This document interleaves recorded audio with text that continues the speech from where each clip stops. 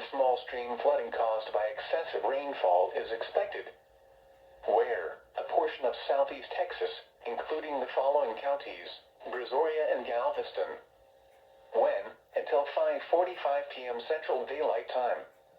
Impacts: flooding of rivers, creeks, streams, and other low-lying and flood-prone locations is imminent or occurring.